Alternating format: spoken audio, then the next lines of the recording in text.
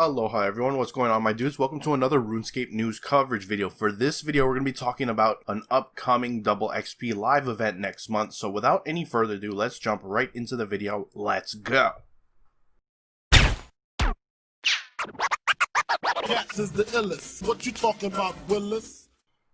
Alright guys, normally I would just give you the information quickly, let you know when it's coming out, and I'd be moving on. But I'm going to take a little bit more time with this video for two main reasons. One reason, since the past week I've seen pretty significant growth here on the channel, so I don't know if that is because Steam and these are new players, or maybe lapsed players who took a hiatus and are now returning to the game and discovering my channel, or it's because the algorithm on YouTube simply loves me right now. Not sure. Either way, I am very appreciative, but in the case that it might be that a bunch of new players are coming into the game and now discovering me, it's definitely worth explaining what a double XP live event is. Second reason is, if you've been playing for a while, you've been watching me for a while, you already are familiar with double XP lives, but this is going to be the first double XP live event in which Archaeology can participate, so it's definitely worth explaining how that's going to work. First off, to start, if you're not familiar with double XP live events, these are very similar to your double XP weekends that you probably have seen in other games. In fact, RuneScape used to have double XP weekends, however they have changed their system from that traditional format to one that I think most would agree is the far healthier option and ultimately more beneficial for the most people. So the way these double XP live events work is they last for 10 days, and during that 10 days you have 48 hours of double XP to use up as you please. This particular double XP live will run from November 6th through November 16th. So you have 2 full in-game days of double experience. The vast majority of all activities in the game will reward you double experience. However, there are some exceptions, most notably training prayer at the prayer altars, but there are a couple here and there that are also affected. Generally, things that are deemed as reward XP by Jagex are generally not included for double XP as well. Those are things like XP lamps or maybe quest rewards. You know, those kind of things that give you a specific allotted chunk of XP in one given time and are not necessarily associated with participating in a particular skill. But by and large, basically everything you do is going to earn you double XP for the 48 hours that you participate in it over the course of the 10 days. You will see in game when this comes out that there's also a toggle, so you can turn it off and on as you please to save those precious 48 hours over the 10 days.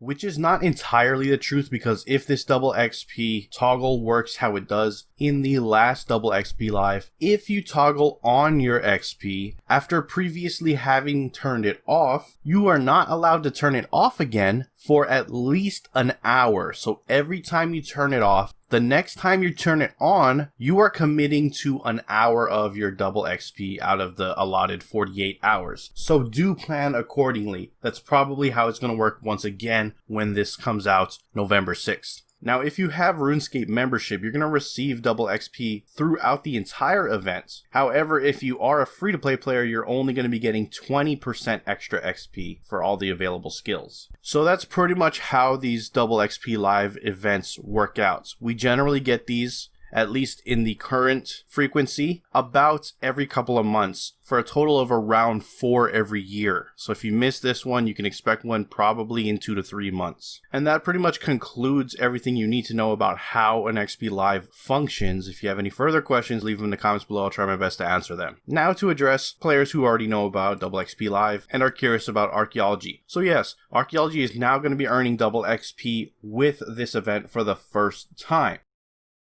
However, it does work a little differently. So the way it'll work is your base precision is now going to be doubled. So you're going to earn double artifacts per hour when excavating. Also, any experience you earn from excavation and screening will be doubled XP. The things that you will not earn double XP in is tomes, research, mysteries, pylons, or with the introduction of the T-Rex event through that either, and finally, no double XP on restoring artifacts. Originally, I did think that they were just going to allow it to give double XP for the restorations, simply because that's basically how summoning works. There is an untradeable component, in this case the artifacts, summoning's case, charms, and a buyable component as well, in this case materials, summoning's case, your tertiary ingredients. However, and I think this was probably Mod Osborne on stream, it seemed like they aren't interested in recreating that kind of environment. Maybe they don't necessarily agree with how summoning has turned out for double XP weekends, and are not looking to repeat it with any future skills. If you're not familiar, maybe you're a new player or whatever have you, summoning is probably one of the fastest skills, if not the fastest, to get leveled up during a double XP weekend, assuming you already have all the materials needed to train a skill ahead of time. So yeah, that covers how Archaeology is going to work. Once again, you're really going to get only doubled in your base precision and XP from actual excavation and screening soil.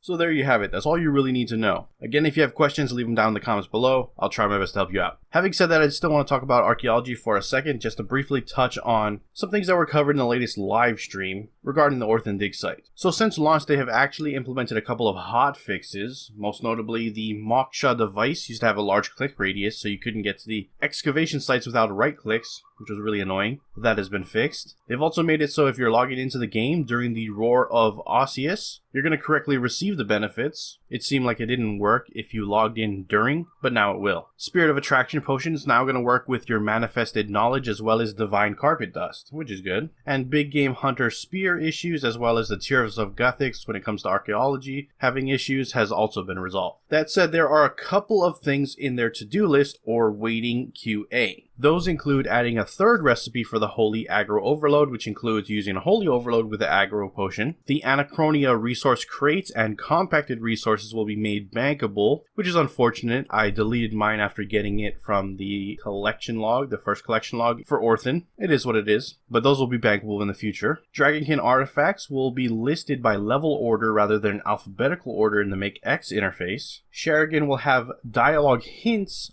for the Evil Bob Cat Paw relic, various typo fixes, and they're looking to fix those crash issues where certain textures on items would cause crash on Intel devices. Also, if you're curious about the new offhands, if they will be augmentable, they say this is probably going to be inevitable, but they do want to make sure that people want more offhands first. And if that's the case, they need to decide whether to make the current ones augmentable first or make more for other skills first. The last thing I want to touch on is that there are no current plans for the following things: Archaeology urns, some type of artifact storage, relic presets, adding any type of dig sites in the wilderness, making any more achievements, although they say it'll probably eventually happen, and adding Archaeology skilling outfits through Steam rewards or RuneScape. Those things they definitely want you to buy through Chronotes. So yeah, that pretty much covers everything else you need to know from the latest live stream. I did cover the other day about another topic they got into during that live stream, which is the Halloween event. So everything you really need to know that was revealed about the Halloween events is in my previous video. Do check it out if you haven't already. Having said that, I'm going to wrap up the video there. If you enjoyed it, hit that like button. If you are not subscribed yet and you want to stay up to date on all things RuneScape related, then hit that subscribe button. Anyways, I appreciate you watching. I am out. Aloha.